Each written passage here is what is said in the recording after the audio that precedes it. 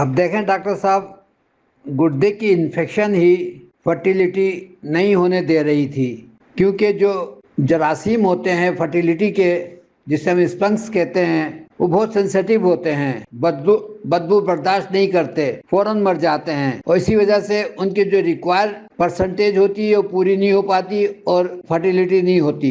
جبکہ allopathic doctors thyroid کے علاج کر رہے ہوتے ہیں، ہارمونز کا علاج کر رہے ہوتے ہیں، اور مریض کو کہیں سے کہیں پہنچا دیتے ہیں۔ اسی طرح معمولی بلڈ پریشر کا علاج تو ان سے ہوتا نہیں ہے۔ اب بلڈ پریشر کوئی بیماری نہیں ہے، ساری عمر دوائیں کھلاتے ہیں اور دوائیں بڑھتی چلی جاتی ہیں، اور مریض کو مرتے دم تک دوائیں چلتی رہتی ہیں، بلڈ پریشر کی، بخار کی، اور دوسری بیماری تو بڑے اور دور کی بات ہے۔ یہی ہم سب سے کہہ رہے ہیں کہ کوئی ایسا مسئلہ نہیں ہے، بخار کو مائنڈ کر لیں، بخار کا علاج کر لیں، اور مریض پھر سے ساری دوائیں اس کی چھوٹ جاتی ہیں۔ ابھی ایک اور کیس بلڈ پریشر کا، 10 سال سے مریض بلڈ پریشر کی دوائیں کھا رہا تھا، ہمارے ڈاکٹر اسلم کھوکر صاحب راولپنڈی کے، انہوں نے کیس کیا ہے، میرے خیال سے 15-20 روز میں ہی دوائیں اس کی چھوٹ گئی ہیں، بلڈ پریشر نارمل ہو گیا ہے۔ میں ان سے ریکویسٹ کی ہے میں نے کہ وہ ہمیں وائس بنا کے بھیجیں، میں گروپ میں ڈالوں گا۔ بہت بہت شکریہ جناب۔ السلام علیکم۔ گھٹنے کا درد آج کل اتنا تیزی سے بڑھ رہے ہیں، مسجدوں میں کرسیاں بڑھتی جا رہی ہیں، ڈاکٹر بھی آرام سے کہہ دیتے ہیں کہ آپ گھٹنا بدلوا لیں۔ میں بھی اس پہ میں نے کام کیا۔ جب میرے پاس کوئی مریض آتا تھا تو میں اس سے یہی پوچھتا تھا کہ آپ انگلی رکھ کے بتائیں درد کہاں ہے، اور میں اس کو دواؤں سے دے کے اپنے کو کنفرم کرتا تھا۔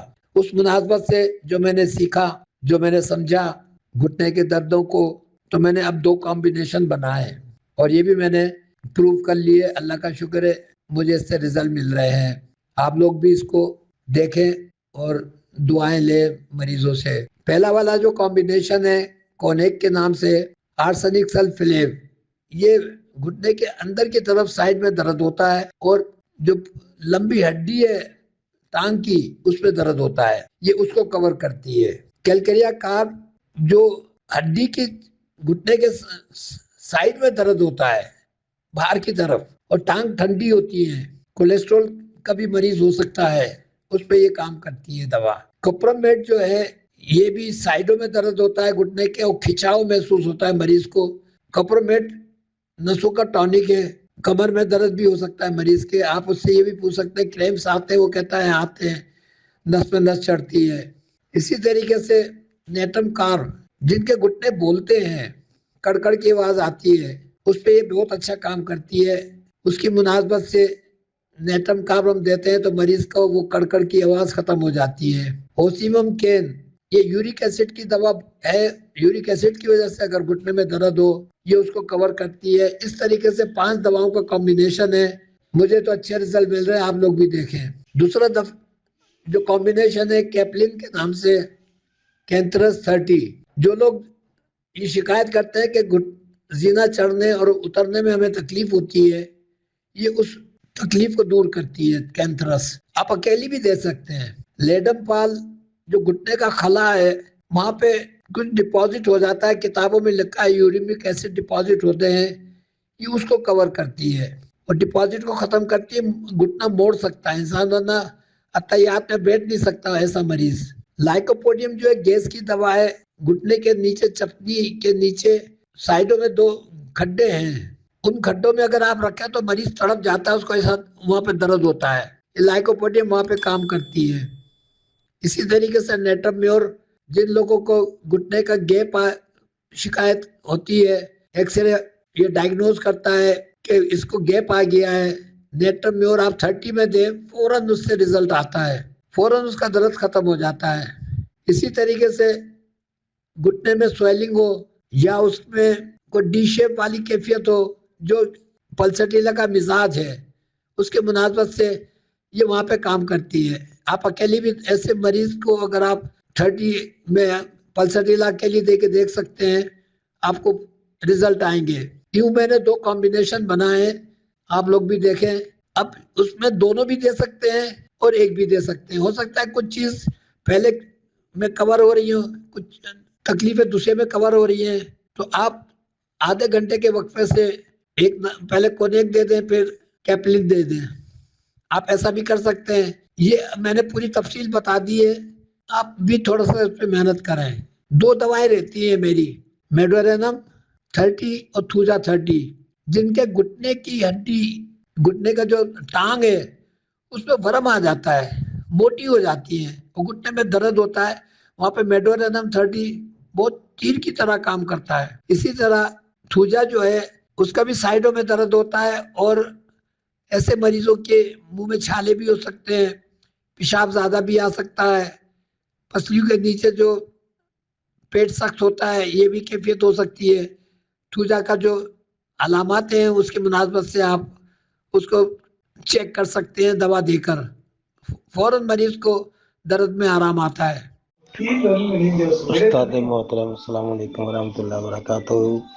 سر جی اس بچے کی تھوڑی ہسٹری جانیے گا، اور اس کے نا ٹانسلز بہت بڑے ہوئے ہیں، آپریشن کے لیے کہا گیا لیکن دوست مان نہیں رہا، تو برائے کرم ایسی کوئی میڈیسن بتا دیجیے اس سے اللہ کرے ٹھیک ہو جائے۔ انہیں بریٹا کارب، ٹیوبرکلینم، کارسینوسینم، تھوجا، بیلاڈونا، ہیپرسلف، سلیشیا، جو عقل میں آتا سبھی کچھ دے چکے ہیں، رزلٹ بالکل زیرو ہے، کسی سے بھی کوئی آرام نہیں آ رہا۔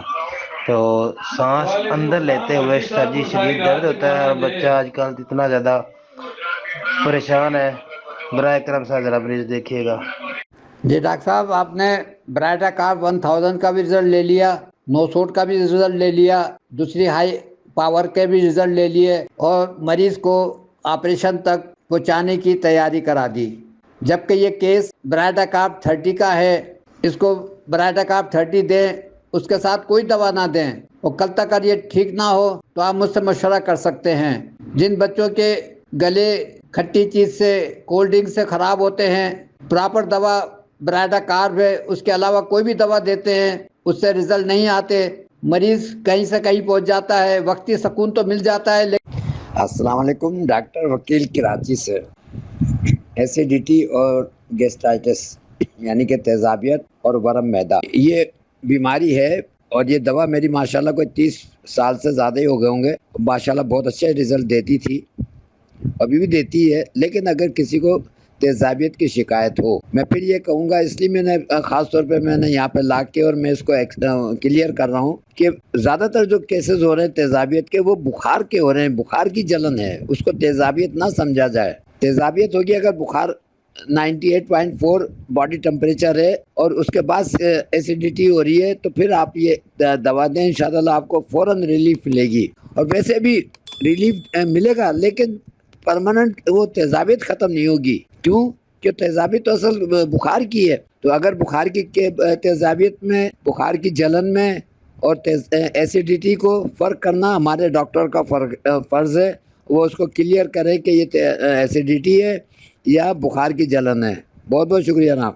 السلام علیکم ڈاکٹر صاحب، میں ڈاکٹر شاہی محمد کے پی کے صوابی سے آپ کا فیس بک شاگرد۔ میں نے آپ کے بہت سے فارمولے استعمال کیے، ماشاءاللہ اس نے بہت اچھے رزلٹ دیے۔ آپ سے میں نے مشورہ کیا تھا، میرے وائف کی ٹمپریچر تھا وہ بھی صحیح ہو گیا، اور بہت سے پیشنٹ کو بھی آپ کی جو فارمولے کمبینیشن وہ بھی دیے، اور سنگل اپنے پیج پہ آپ نے بتائے تھے وہ بھی مریضوں کے دیے، ماشاءاللہ سب رزلٹ دے رہے ہیں۔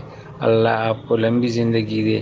لیکن سر جی ہم کو اس کا لاجک کا پتہ نہیں کہ کس طرح کام کرتا ہے۔ آپ جو میڈیسن 30 میں بتاتے ہیں، ہم نے وہ پہلے 200 میں بھی دیے تھے، کچھ فرق نہیں ہوا۔ جب 30 میں دے دیتے ہیں آپ کے کہنے پہ تو وہ مریض ٹھیک ہو جاتا ہے، تو اس لاجک کے بارے میں کچھ معلومات چاہیے تھی۔